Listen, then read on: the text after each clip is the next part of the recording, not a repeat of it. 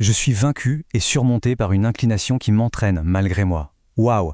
Cette phrase, elle est de Madame de Lafayette et elle résume à elle seule toute la tension du classicisme. Vous le sentez, ce tiraillement? Ce combat à l'intérieur entre la raison qui dit non et la passion qui emporte tout sur son passage. Eh bien, c'est exactement ce dilemme, presque tragique, qu'on va décortiquer ensemble. Bonjour à tous, aujourd'hui on s'attaque à un monument du programme de première, le classicisme. L'objectif, il est simple, on va se donner tous les outils, toutes les clés pour analyser les textes du XVIIe siècle et pour arriver vraiment serein et performant le jour du bac. Alors, voilà le programme. D'abord, on va poser les bases, le contexte. C'est quoi le classicisme? Ensuite, on plongera dans une œuvre majeure, La Princesse de Clèves, pour voir comment ça marche concrètement. Puis, on parlera de la fameuse morale, l'idée d'instruire, avant d'aborder un grand clash intellectuel de l'époque. Et bien sûr, on finira avec du concret, la méthode pour le bac. Allez, on y va! Allez, première partie. Pour vraiment piger les œuvres classiques, la première chose à faire, c'est de comprendre l'époque qui les a créées. On est au XVIIe siècle, le grand siècle, et les maîtres mots, c'est ordre et raison. Imaginez un peu le tableau. La France sort tout juste des guerres de religion, de la Fronde, c'est le désordre complet. Et là, arrive Louis XIV. Lui, il a une seule idée en tête, l'ordre, partout. Il veut un royaume qui file droit, qui soit stable, unifié. Et pour ça, l'art va devenir un outil politique. Le classicisme, en fait, c'est un peu le bras droit culturel du roi. On va donc chercher des modèles. Et où est-ce qu'on les trouve? Dans l'Antiquité, bien sûr. Chez les Grecs, chez les Romains. On y cherche la perfection, l'équilibre, la clarté. L'art doit refléter l'état. Tout doit être maîtrisé, ordonné. Et ça repose sur 4 grands principes. C'est vraiment l'ADN du classicisme. D'abord, plaire et instruire.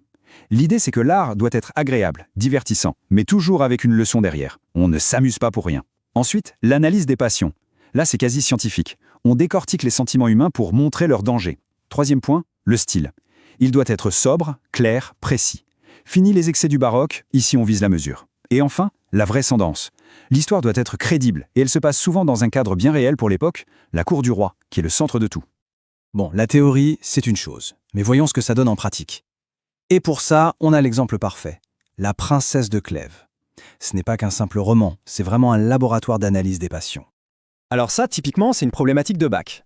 Comment l'écriture classique permet-elle une analyse fine des sentiments et des dangers de la passion? Attention, le piège ici, ce serait de raconter l'histoire. Non, ce qu'on veut, c'est analyser le comment. Comment le style, les mots, les phrases permettent de montrer ce qui se passe dans la tête du personnage. On garde bien cette question en tête. Ce que fait Madame de Lafayette ici, c'est totalement nouveau pour l'époque. Elle nous fait entrer directement dans les pensées de son héroïne avec le monologue intérieur. Et écoutez la force des mots qu'elle utilise. Crime, honteuse, cuisante douleur. La passion, ce n'est pas de la romance, c'est une véritable souffrance, une torture. Et quand elle réalise que sa jalousie est la preuve certaine qu'elle est amoureuse, c'est un séisme intérieur. On est en plein dans le conflit classique. La tête, la raison, prend des résolutions, mais le cœur, la passion, est plus fort et l'entraîne là où elle ne veut pas aller. Bon, l'objectif d'instruire, de faire réfléchir, il ne passe pas que par le grand roman psychologique. Le XVIIe siècle est aussi le maître des formes courtes et percutantes pour faire passer une morale. Et le mot technique pour ça, c'est l'apologue. Un apologue, qu'est-ce que c'est? C'est un récit court, souvent imagé, qui sert à illustrer une leçon. C'est un peu comme enrober un médicament dans du sucre pour que ça passe mieux. C'est exactement ce que fait La Fontaine avec ses fables. Ces animaux, en réalité, c'est nous. Et c'est ce que fait Perrault avec ses contes, qui sont en fait des avertissements. Bref, c'est l'art de l'instruction cachée, et ça marche du tonnerre. Et pour instruire, il y a plusieurs méthodes. D'un côté, on a le style sérieux de Lafayette qui dissèque les passions pour nous alerter. De l'autre, on a la parodie, comme chez Cervantes avec son Don Quichotte. Lui, il utilise l'humour, la caricature des romans de chevalerie pour critiquer ceux qui prennent leurs rêves pour la réalité. Dans un cas, on apprend par le drame psychologique, dans l'autre, par le rire. 2 approches totalement différentes, mais le but final reste le même, nous faire réfléchir. Alors attention, il ne faut surtout pas croire que le classicisme est un bloc monolithique où tout le monde est d'accord. Pas du tout.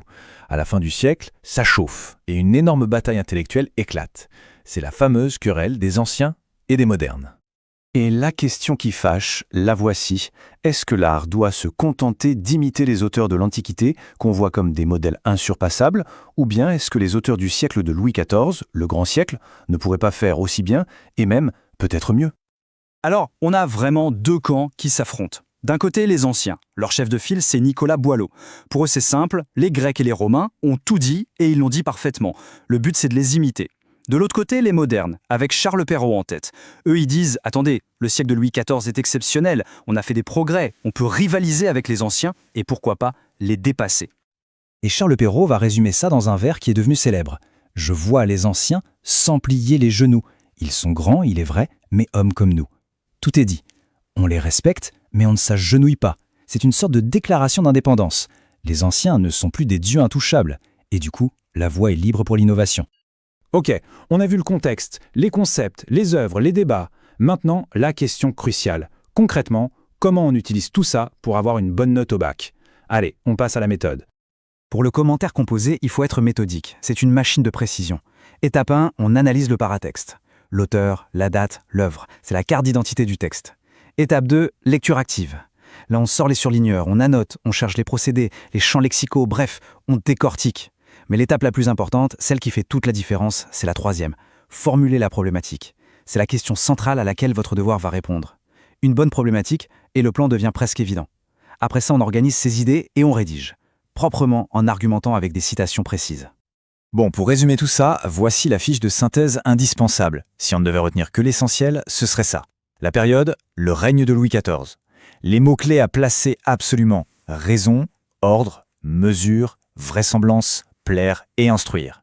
Les auteurs et les œuvres incontournables. Et enfin, le débat central, la querelle des anciens et des modernes. Avec ça en tête, on a une base vraiment solide pour n'importe quel sujet sur le classicisme. Et on termine avec une question pour ouvrir le débat. On pourrait croire que cette querelle, c'est une vieille histoire poussiéreuse. Mais en fait, pas du tout. Pensez-y. Aujourd'hui, dans la musique, au cinéma, dans les séries, est-ce qu'on est plutôt dans la reprise de formules qui marchent, les suites, les remakes, ou est-ce qu'on cherche la rupture, l'originalité à tout prix? Finalement, ce débat du XVIIe siècle entre imitation et innovation, il est toujours d'actualité. Voilà, ça vous donne matière à réfléchir. Merci pour votre attention, et maintenant, à vous de jouer pour les révisions.